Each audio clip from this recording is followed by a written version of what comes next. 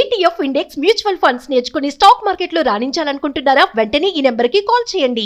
Salmon గారు, ఇప్పుడు ఈ మ్యూచువల్ ఫండ్స్లో ఈ స్కీమ్స్ని ఏ విధంగా సెలెక్ట్ చేసుకోవాలి? ఎన్ని స్కీమ్స్లో మనం ఇన్వెస్ట్మెంట్ పెట్టాలంటారు అసలు? విష్ణు గారు మంచి క్వశ్చన్ అడిగారు.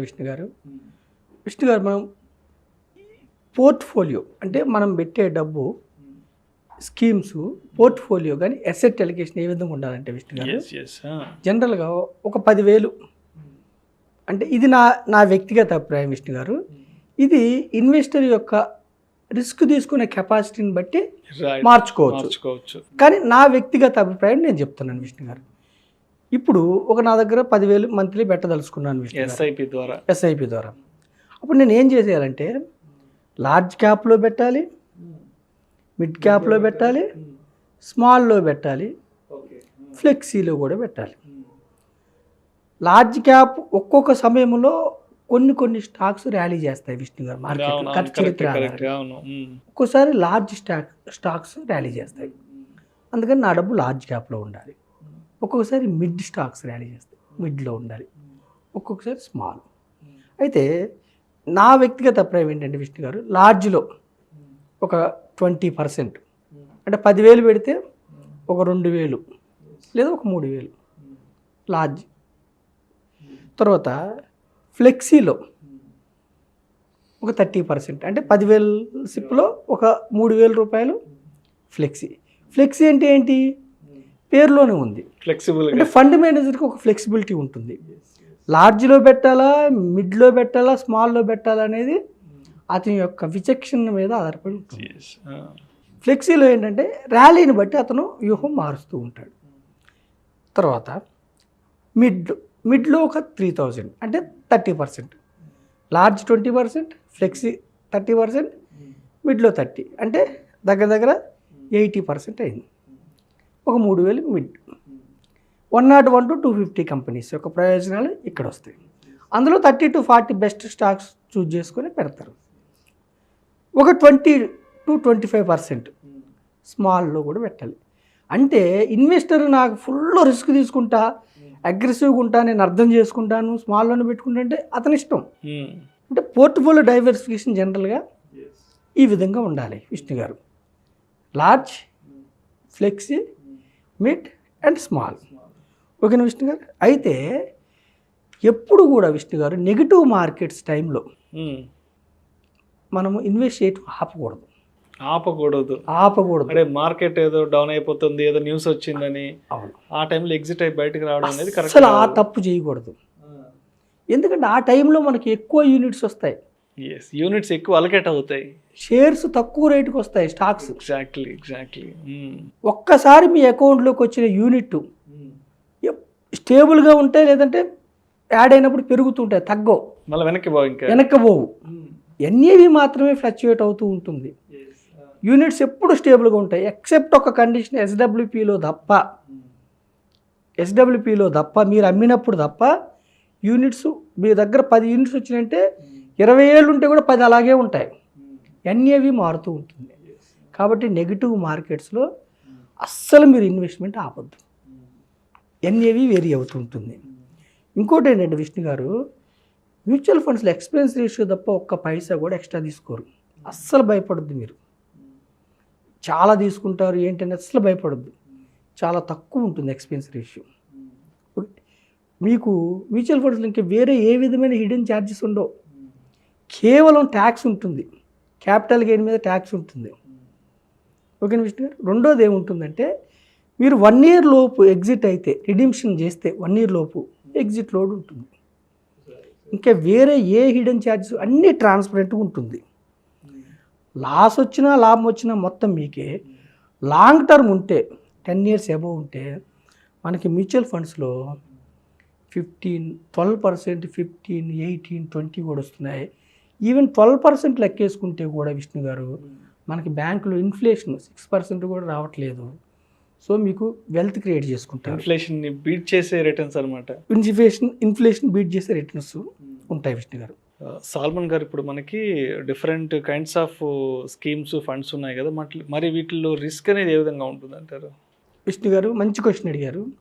నేను మనం ఎప్పుడు వెల్త్ క్రియేట్ కావాలంటే ఈక్విటీ ఫండ్స్ తీసుకోవాలి. మనం ఈక్విటీ ఫండ్స్ గురించే మనం రిపీటెడ్గా మాట్లాడుకున్నాం.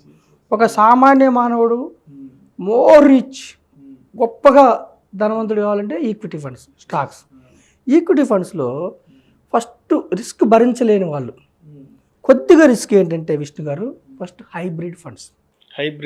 అవును. హైబ్రిడ్ ఫండ్స్లో స్టార్ట్ చేసుకోవాలి. అందులో 65% ఈక్విటీలో ఉంటుంది, 35% డెట్లో ఉంటాయి. డెట్లో 35% ఉంటుంది కాబట్టి అవి ఎవరైతే 3 years ఉంటారో వాళ్ళకి నెగిటివ్ రిటర్న్స్ రావు కాబట్టి డెట్లో మీకు రిస్క్ తక్కువ ఉంటుంది. దానికంటే హైబ్రిడ్ ఫండ్స్లో లెస్ రిస్క్ ఉంటుంది. దానికంటే కొంచెం ఎక్కువ రిస్క్ లార్జ్ క్యాప్ ఫండ్స్లో ఉంటుంది. లార్జ్ క్యాప్ ఫండ్స్లో కొంచెం రిస్క్ ఉంటుంది. నెగిటివ్ వచ్చినప్పుడు కూడా కొంచెం నెగిటివ్ వెళ్తుంది. దానికంటే ఎక్కువ మీకు ఫ్లెక్సీ క్యాప్ ఫండ్స్లో కొంచెం మోర్ రిస్క్, కొంచెం ఎక్కువ వచ్చినప్పుడు రిటర్న్స్ ఎక్కువ వస్తాయి, డౌన్ అయినప్పుడు కొంచెం ఎక్కువ డౌన్ అవుతాయి. దానికంటే ఎక్కువ రిస్క్ మిడ్ క్యాప్లో ఉంటాయి.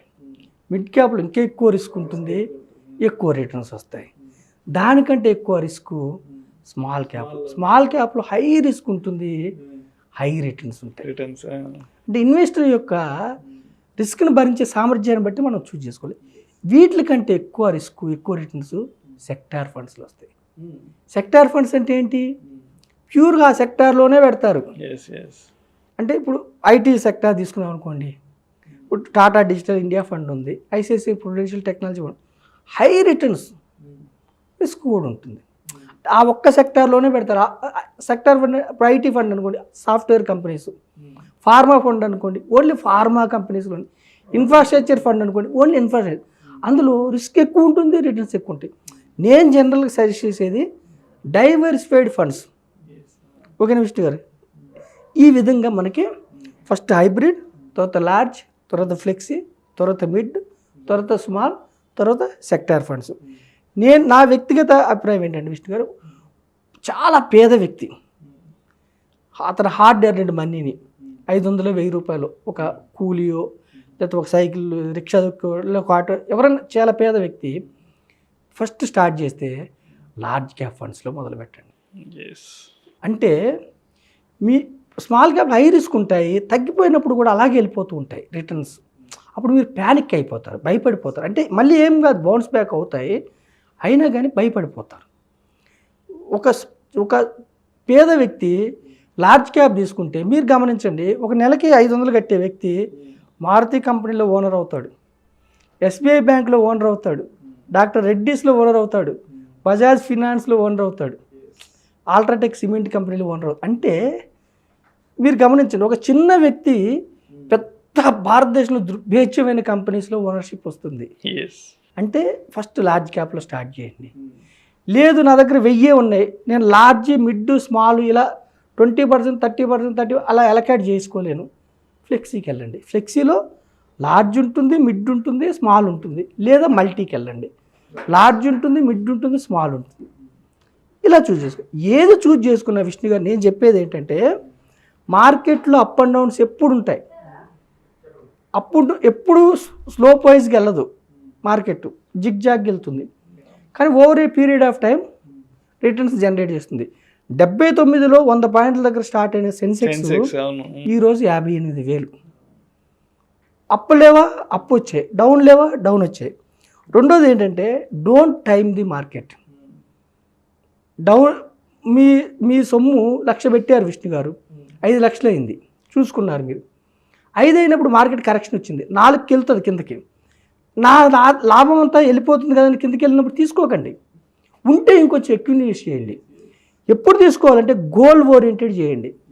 మీరు పిల్లల చదువు కోసం పెట్టారా, చదువు అప్పుడు 1 year ముందు తీసుకోండి. మ్యారేజ్ కోసం పెట్టారా, మ్యారేజ్ అప్పుడు తీసుకోండి. రిటైర్మెంట్ ఫండా, రిటైర్మెంట్ ఫండ్. డ్రీమ్ హౌసా, డ్రీమ్ హౌస్. రెండోది ఏంటంటే Vishnu last and final, mutual funds are always subject to market risk. Risk అనుగుణంగా ఉంటాయి, కానీ పవర్ ఆఫ్ కాంపౌండింగ్ ఎఫెక్ట్ మీకు నేను ఎగ్జాంపుల్తో చెప్తాను. ఇది కంపల్సరీ చెప్పాలి. చాలామంది ఏం చేస్తున్నారంటే విష్ణు గారు, లాంగ్ రన్ ఉండకుండా తీసేస్తున్నారు. కనీసం మీరు స్టార్ట్ చేయండి, ఎక్కడ స్టార్ట్ చేశారన్నది ముఖ్యంగా మ్యూచువల్ ఫండ్ స్టార్ట్ చేయండి. మొదటి అడుగు ఇంపార్టెంట్. నెలకి 1000 రూపాయలతో కూడా 30 సంవత్సరాలు ఉంటే 15% రిటర్న్స్తో నేను చెప్తున్నాను, మీరు కట్టేది 3,60,000, 56 లక్షలు వస్తుంది. 3,60,000కి 30 సంవత్సరాలు ఉంటే 56 లక్షలు వస్తుంది. అంటే చిన్న పిల్లలకి స్టార్ట్ చేయండి. అదే 2000తో మీకు 7 లక్షలు కడతారు, 1,13 lakhs వస్తుంది, 1,13 లక్షలు వస్తుంది. 5,000 30 years పెట్టుకుంటే 15%తో నేను ఎగ్జాంపుల్ చెప్తున్నాను, 18 లక్షలు కడతారు, 2,82 లక్షలు వస్తుంది. సరే మీరు అనొచ్చు 30 సంవత్సరాలు ఎక్కువ అనుకుంటే అట్లీస్ట్ 25 years పెట్టుకుంటే కూడా నెలకి 1000 రూపాయలతో మీరు 15% వేసుకుంటే 3 లక్షలు కడతారు విష్ణు గారు, 28 లక్షలు వస్తుంది. అండ్ రీసెంట్గా కూడా మనం ఒక ఫండ్ గురించి మాట్లాడుకున్నాం, నిప్పాన గురించి. అవును విష్ణు గారు, 95లో 1 lakh ఇన్వెస్ట్ చేస్తే మొన్న అక్టోబర్కి 2 crores 2 crores. మనం మాట్లాడుకున్నప్పుడు అరౌండ్ 1,90,00,000 చెప్పాను మీకు నేను. సెప్టెంబర్ అప్పటికి ఒక్క నెలలో మీరు చూడండి విష్ణు గారు, 10 lakhs వేరియేషన్ జంప్ అయింది ఒక్క నెలలో 10. అదే బికాజ్ పవర్ ఆఫ్ కాంపౌండింగ్. నేనేమంటే 2,000 రూపాయలు 25 సంవత్సరాలు ఉండండి, మీరు 6 లక్షలు కడతారు, 55 లక్షలు వస్తుంది. 3,000 రూపాయలు 20 సంవత్సరాలు ఉంటే మీరు 9 లక్షలు కడతారు, 83 లక్షలు వస్తుంది. 5,000 రూపాయలు 20 సంవత్సరాలు ఉంటే 15 లక్షలు కడతారు, 1,40 లక్షలు వస్తుంది. Power of compounding is the 8th wonder of the world. ఆ పవర్ ఆఫ్ కాంపౌండింగ్ ఎందుకు అలా జంప్ అవుతూ ఉంటుందంటే బ్రాకెట్ పైన టర్మ్ ఉంటుంది కాబట్టి మీకు జంప్ అవుతుంది. నేనేమంటానంటే అప్ అండ్ డౌన్స్ ఉంటాయి. లాంగ్ టర్మ్లో ఈక్విటీలో రిస్క్ తగ్గిపోతుంది, మైన్యూట్ రిస్క్. షార్ట్ టర్మ్లో ఈక్విటీలో హై రిస్క్ ఉంటుంది. Stay for long term. ఎక్కడ స్టార్ట్ చేసామో ఎవరి ద్వారా స్టార్ట్ చేసామో అన్నది ఇంపార్టెంట్ కాదు, లాంగ్ టర్మ్ ఉండండి. ఓకేనా Vishnu garu? Thank you so much Salman garu. ఈ మ్యూచువల్ ఫండ్స్లో ఏ స్కీమ్ని ఏ విధంగా సెలెక్ట్ చేసుకోవాలి, అదేవిధంగా పోర్ట్ఫోలియో మేనేజ్మెంట్ అనేది కూడా ఏ విధంగా డిజైన్ చేసుకోవాలనే విషయాల గురించి ప్రేక్షకులకు మీ విశ్లేషణ ద్వారా చాలా క్లియర్గా తెలియజేశారు. Thank you so much sir. Thank you Vishnu garu, thank you so much యాజమాన్యం, థ్యాంక్ యూ ప్రేక్షకులు.